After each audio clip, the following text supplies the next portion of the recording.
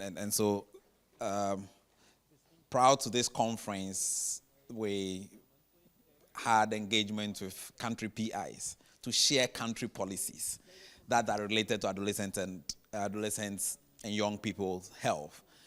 And so the area of the 4 domains that we deal with, those of us on the project, we are aware: nutrition, physical activity, sexual and reproductive health, mental health, that we are working in. And so the bigger question that we asked ourselves was, are adolescents and young people really on the agenda?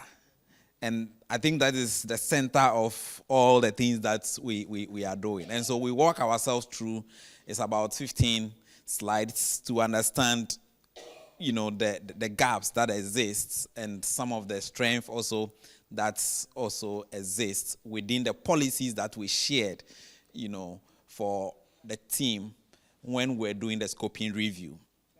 Okay, then next slide. Yeah, so we'll basically look at the background. We'll look at the approach that we used in analyzing or mapping out this policy. We'll look at the key findings that came out. And within the key finding, we also identify some cross-cutting gaps across the policies that were analyzed. We'll also look at some key recommendations, and we'll conclude with acknowledgement and references. Yeah. Next. So as part of the background, we know that adolescents and young people are rapidly growing, okay? And especially within Sub-Saharan Africa, which has about 90% of the world's 1.2 billion youth who also live in low and middle income countries. Okay. Now, each year, these 1.2 million adolescents die from preventable causes, okay? And many are also related to poor nutrition, lack of access to health services, violence, and other avoidable risks. And adolescent and young people's health is very critical in achieving the broader developmental goals and bringing healthy and resilient society. Is very important to consider the adolescents in the decisions or the policies that affect them. And so the question is, as we sit down, we reflect and ask ourselves, do you, in your country, think that adolescents and young people are still neglected in terms of the policy decisions in taking contribution from them? Do you? I need 2 people to respond to this. Somewhere, somehow. Somebody say somewhere, somehow. And what again? Do you think adolescents are really, really, really overlooked at when we are formulating our policies? Yes. Okay. So we all agree that our adolescents are really, really, even as young people when we're growing up, I don't remember the number of times that we've been engaged within our local setting, my district, and having collated those feedbacks as to what we want to do to participate in the activities that are happening around us. And having allocated budget from the district assembly, I actually focus on district health systems within the work that I do. At the district assembly, to say that, or local government, to say that, adolescents have these special needs, and so we have allocated this budget for them into their program implementation, or dedicated program implementation for them, either in the area of nutrition, mental health, sexual and reproductive health, and physical activity. All right, next. Yeah, so what do we do? This is actually an African map. I think this didn't capture it well, the graphics. Okay, so what do we do? Within the 4 domains, across the 7 African countries, we look at the policies that were submitted by PIs.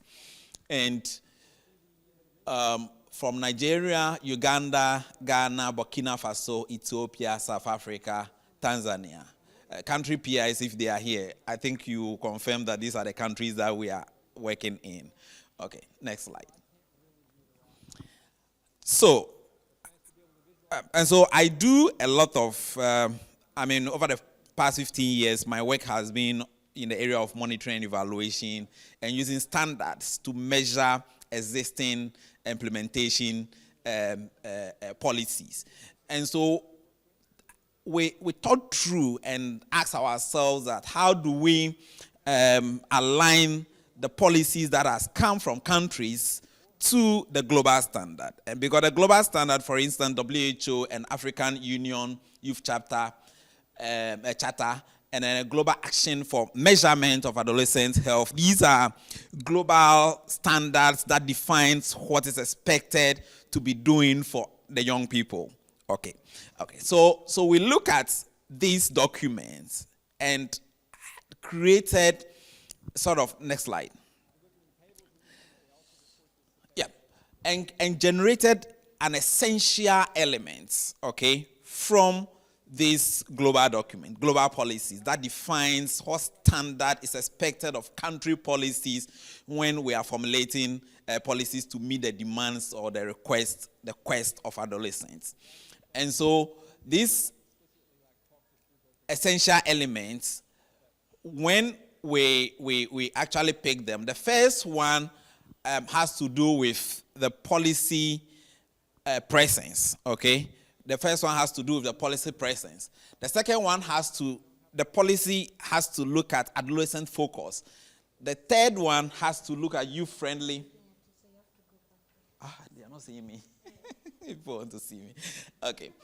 The third one has to do with, we have to focus on youth-friendly services, okay? The fourth one has to do with the core components. And those core components has to have a defined area in terms of key issues that commonly affect adolescents. For instance, adolescent well-being, sexual and reproductive health topic, nutrition, and physical activity. And the next one has to do with the life stage, has to deal with the life stage. And those of us who have been dealing with sexual and reproductive health areas, you know the life stage approach. And so right from infancy, we need adolescents to understand that, to understand their body changes until they grow to become adulthood. All those things are essential areas that need to reflect in the policy when you are developing it. Then we have to look at equity lens. And so previous speakers have emphasized on equity lens. And so how do we put lenses, the mirror, in the policy that we are formulating? Who are the vulnerable groups, okay? Or who are the population that live in the slum areas that we need to address their needs? What are the population that actually are mostly affected by mental health, okay? And how do we meet their needs? And so those lenses we need to put it on whenever we are developing adolescent health policy for our young people. And so we also need to take their voices. We need to define the youth participation. So the policy needs to have an area that says that it is a youth participation approach. And so during the formulation phase, how do we engage them to pick their views? And how do we, as researchers or policy makers, translate those views into actionable points and allocate funding for it? So very important. It also has to do with the global alignment. And the next one has to do with implementation mechanism. The policy needs to have implementation mechanism, because if you pick their views, you need to come back and say that how do we implement it? And those of us who have engaged adolescents for a longer time, you realize that they tell you even specific things that are even cost effective. Okay? You don't spend much, but then you use them to implement those ideas that are generated. And the next one has to do with this graphic. Okay, monitoring and evaluation. Okay, very important. And so the previous speakers have emphasized, especially the one who spoke from Ethiopia, made mention of monitoring and evaluation, which was very critical. And so when he made that point, I said that yes, these are the areas that are also reflected in the policy mapping that we did. And then the last, but not, that's official government. So as soon as we formulate, we need to ensure that it is brought to the agenda for government for discussion and approval. And if it's approved, let's also publish it, make it public for people to have access to it and also use for implementation and funding allocation. And yeah.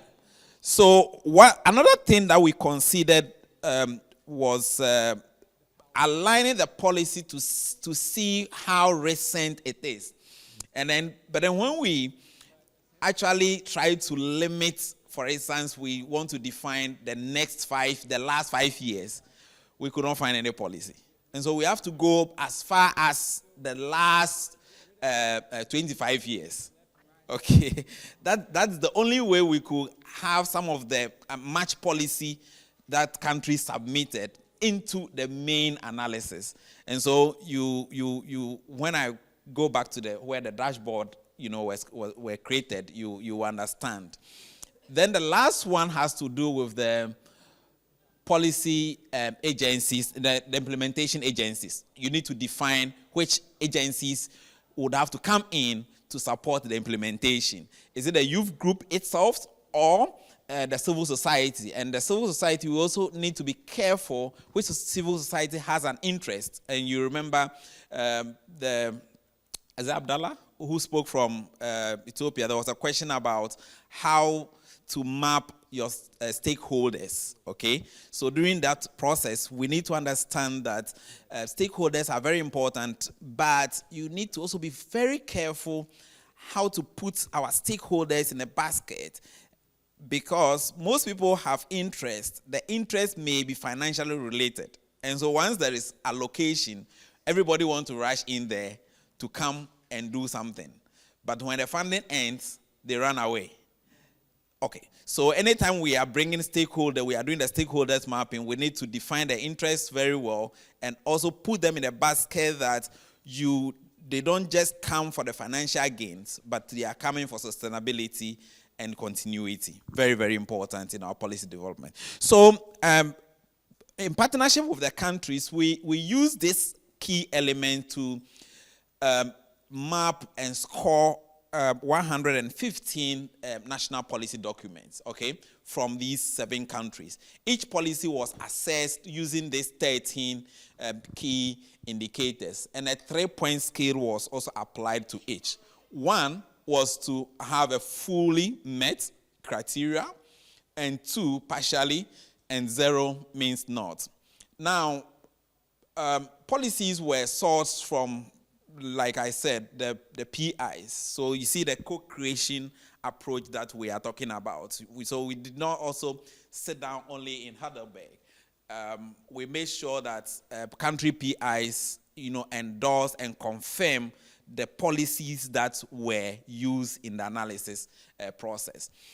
So we developed an interactive dashboard. I mean, later in the day, I can show you the dashboard system using a Google Studio to develop the interactive dashboard to track the coverage and also the policy alignment for standards. Next slide. Okay. So what are the key findings? Move. Next. Next slide. I can move it from here, right? Do you have, no, okay. So what are the key findings? Irrespective of the gaps, so we will be dwelling on the gaps, but just a summary about the strength.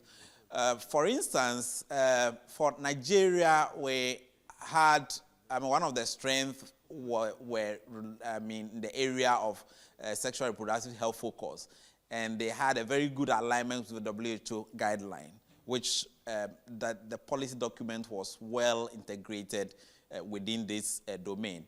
The second one has to do with Uganda having a physical activity policy embedded within the school curriculum. So the policies that you submitted to us, when we aligned, these are the few highlights in terms of strength.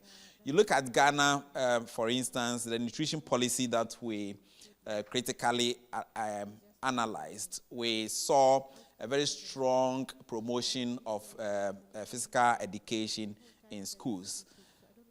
Burkina Faso, we saw a very youth-friendly sexual reproductive services using a peer-to-peer approach. And for Ethiopia, we had a nutrition strategy, and that was one of the amazing policies that I saw. I was like, wow, this is... And they actually had, a very good score. And it addresses undernutrition and obesity. And for South Africa, mental health policy also very strong, embedded in the school-based mental health program. And in Tanzania, had sort of a multi-sectorial collaboration in education and nutrition. Next.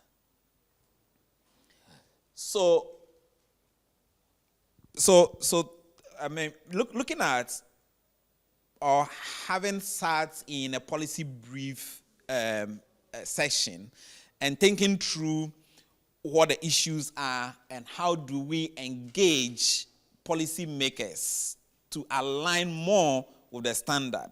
Very important. And so you remembered my other colleague highlighted a lot of statistical issues in her presentation. And in policy brief, you need to be very smart and concise, in presenting your information to your stakeholders. And so but then you need to also have an end in mind. In the morning when she was speaking, and I was so touched with her points, you need to have an end in mind. The end in mind is that as advocacy group, as policy makers, you want to push some agenda. And so these politicians, your policy makers, are also sometimes scared of the issues being negative. And so once we are coming up, you push the strength and tell the person that, oh, you have about 90% of this policy being aligned with global standards. So when you go for the UN conference, they are going to ask you a question. So you make points on the strength. But then the gap also still exists. And so our youth are also still denying about some of the services that we have. So what do we do? Now, most of the policies that we look at, when you look at the sexual reproductive health services, most are also consistent, okay, and prioritized within the domain. For instance, about 32 of the policies, most are consistently prioritized for sexual and reproductive health. Now, for physical activity, we had a list, represented within the domain. It's about 21 policies, which had about 64%, okay? Now, for often, they are embedded in the broader health or education policy rather than the youth-focused. And so if you pick the policy and you even want to look at the title, you realize that it does not really reflect the youth-friendly policy, okay? So we even decide not to even touch the title. If we had touched the title, we wouldn't have got this number of policies to even analyze, okay? So we have to force ourselves to just move from the title and go into the main context, okay, or the contents of the policy documents that were shared by countries. Next slide. So when you move to nutrition policies that were shared, in summary, so this is just a summary. The details are there. I'll share that also because that's also is embedded. They are also embedded in the dashboard that we generated. So for nutrition, most policies that were mapped, about 36, which also had the weakest in terms of percentage when you compare all the policies. It had about 52%, sorry. And for mental health, we had fewer policies that were submitted by countries, but very strong alignment with the global standard, okay? for policies that are recent, but its implementation are often unclear. And so you don't see the implementation guideline very clear. They are bits and bits of it's embedded in the policy that mental health, let's engage adolescents in schools and that. But when it comes to the implementation mechanism, you don't really see it in the policy document. Okay. Next. Okay, so what were the cross-cutting issues? We had a minimal youth engagement in the policy design and monitoring across the 4 domains. And the second point is that we had a very limited multi-sectorial approach, and we are saying that we need a multi-sectorial approach in our implementation or design of our policies. That's where also a gap across health, education, and then the social sector were very limited. And we also had we observed a very weak implementation mechanism, and I think I've repeated these several times. Next. Oh, God. Okay, next. I was actually, just graphics of the screenshots of the dashboard that we created. And so it's not much an issue, but I also share the slides with you. Just click. Next. Okay. So these are just a sample of the dashboard that we created, and then the scores, the output of the dashboard. Okay. Next. Yes. So, based on the work, we also tried to, this is under development. I've not even shared with the team yet for their feedback. So we are talking about policy brief, and we are talking about generating information to share with our stakeholders so that they can read and know what is out there. So this is just a sample of a policy brief that we will be publishing before when we actually finalize the work. Yeah, next. Yes, so many of the policies that we actually analyze, we realize that it does not have a full alignment with the WHO and an African charter, and as well as the Gamma framework. And so we need to pay particular attention when we are also engaging our stakeholders back in our countries in the development of our policies to meet the needs of and address the needs of our adolescents. Yeah. So, bit of recommendation. Prioritizing adolescent health needs is very important. I think before within my intro, I asked the question, and we all affirm to it that adolescents are really, really overlooked when it comes to our policy development. And so let's learn from countries that have actually, we can point out some of the specific policies later when we go into various sessions. Because adolescents, we need to consult them, come out with the box, and then put them in those boxes that we think that are aligned with their needs, and be able to help policy formulation, development, and implementation. And also, it helps in sustaining the investment that we make. We also need to ensure that meaningful youth participation in policy development is done and reviewed. The review process is very important. And so when the policy phase ends, let's go back to ask questions as researchers and pick the process, the implementation mechanism, and how best going forward we can re-engage them. Very important in the phases of the policy implementation. Also foster multi-sectorial collaboration. And so we realize that the multi-sectorial approach of our policy development or the policy content were also lacking. And so it is very important to look at that as researchers and as policy implementers. And the dashboard is also a very useful tool in generating visuals for so we need to build our capacity in developing a dashboard so that we can use that at a point to engage our politicians or policy or donors at a glance so that they can have basic information to share. Next. Yeah, so together we have the power to shape the healthy or the health of our African young people.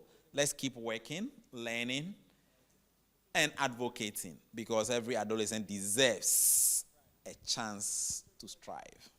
Thank you very much. Just to critically reflect, who is an adolescent? 10 to 19 years. Where are they? They are in school. Which school? Primary, secondary, probably boarding school. And what is happening? They are the problematic ones. They are growing, the breasts are coming, they are not bathing, you're always at loggerheads. Now, who are making policies? The policy makers. Where are they? In parliament, in the ministries, in what? So how are we going to creatively and innovatively get an adolescent with all these vulnerabilities and whatever, issues that are preventing us from bringing them on board? And remember, nobody looks at an adolescent as vulnerable. Pregnant women, yes. Even when they are pregnant, they are victimized. What were you doing? What did you go to do? You appreciate. Below 5, yes, they are concentrated on. So, how are we going to be intentional in making sure everybody appreciates that adolescence comes with vulnerabilities that we have to start working upon so that we don't blame us, the failed adults, yet we started failing at adolescence when everybody was concentrating on everybody else apart from us.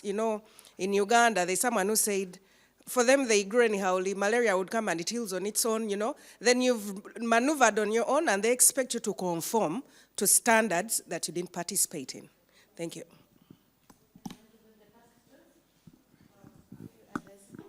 Sorry, I thought there were bombshell already. I think her comments doesn't even need a response. Listen, I will just commend her for the comments. The reason is that these are the issues that we know. And how well are we engaging to see these gaps are breached?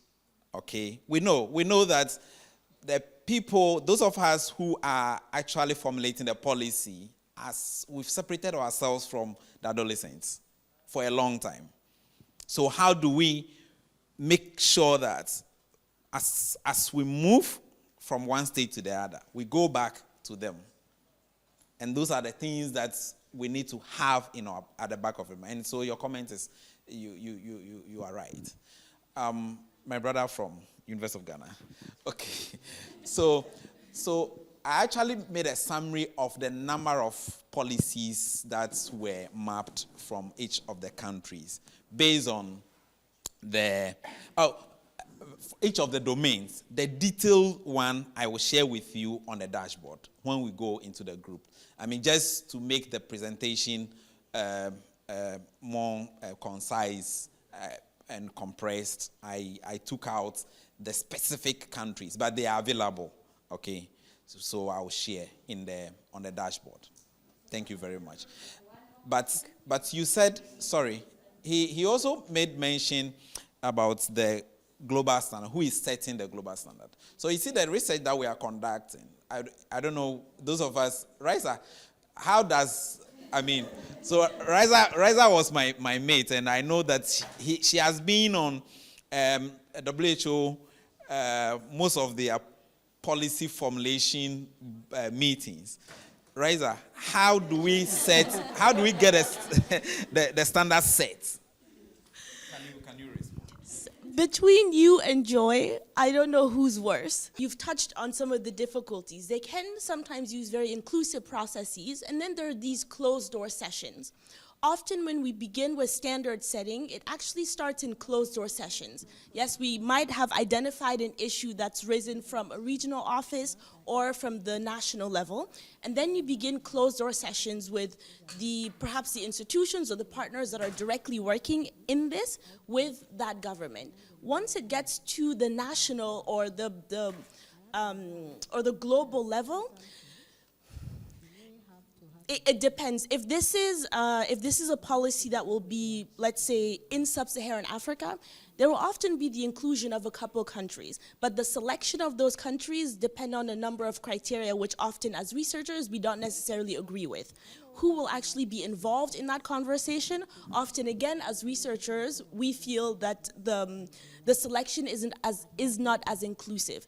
You're right that we will rarely ask youth about a youth policy. Youth will find out about a policy when that policy actually begins to usually infringe on their reality, on their options, and then that's when we think, oh, we should have had them in the dialogue, and that's when we start the dialogue. But that's after the policy's already been created, and the process of changing a policy is even more difficult sometimes than creating one. So yes, they are usually added at the end of the process when we actually face difficulties in the implementation. So in the creation of the policy, we begin with closed-door sessions, identifying the issue, determining what are possible solutions. Then we'll open it up to bringing in other stakeholders, some institutions, some research partners, but usually it's not global enough to actually survey the entire population that will be impacted by this. Then some preliminary decisions are made. You will have dissemination during national sessions or workshops or conferences, but again, that's based on who can actually attend the conference, who is able to get funding, sponsorship, to leave their country, leave the work that they're doing, come for a week to participate. That's already a barrier. Even if the invitation is sent out, that's already a barrier to you participating. So again, we will have usually the more affluent countries, even when it is within low and middle income countries, it is the more affluent countries that will be able to attend. Earlier, for example, we were talking about the difference between African countries where cell phone usage should be an important component of the policy or not. I think you gave the example of Uganda, where most youth don't have smartphones, versus South Africa, where the penetration of use of cell phones is high. So if you think about a policy being created that actually then decides to focus on digital diffusion of materials for the youth, it makes a lot of sense, because most likely a country like South Africa may have participated in that session. But what you don't realize is that at the end of that policy, the penetration for countries like Uganda, where that diffusion isn't going to happen, then becomes a barrier. That was a very long-winded answer. I hope, I hope somewhere in there was the information you were looking for. The mapping. So is it about harmonization of the different, the alignment of the different policies, or it's just looking at the policies separately and presenting what those policies are saying? So is it a different approach for harmonization of these different policies? Okay, so with Gamma and all the global, standards that has been defined, we picked we defined 13 elements from it. And you use so we use the standard to check whether these things are present in the policies that were submitted. For instance, the physical policy, the adolescent nutrition policy. And so that's what I said. Some of the policies were not actually specifically addressing adolescent needs. So if you even wanted to use title and say that every title of the policy, let's find adolescents, you realize that we had less policy. I remember that I engaged her initially, and we saw very limited, slim policy, just about 5. Then she said, Samuel, please, just be flexible. Let's move from the title and do the content analysis. Okay, so when we even do the content analysis, and that's where we're able to get all the 150, and even these are some of the outcomes. And so it tells us that we have really overlooked the engagement of the adolescents. So the last one, in terms of us, we policymakers and implementers, I used to be in my small clinic in an island in Ghana, where it's called Aframplins, one of the difficult districts. That's where I started working. And as a nurse within that small community, anytime I think and reflect, I reflect over being the health minister within that small community, being the director general within that small community. And so, and being even WHO director general. So because when you go in there, the policies, that standards that are defined, I'm coming back to your standard, are defined. That is exactly what they are saying that we should do in those communities. So let's forget about the politicians sitting in the parliament, okay? But the small things that we do within the community settings to ensure that the people closer to us get the maximum support. That is what we need to start thinking, okay? And demonstrating that, and so coming back to the presentation previously, using that as evidence to demonstrate to the world that all the standards that are set, we can still go back to the small community and change the lives of the people. Thank you very much. Oh, thank you so much.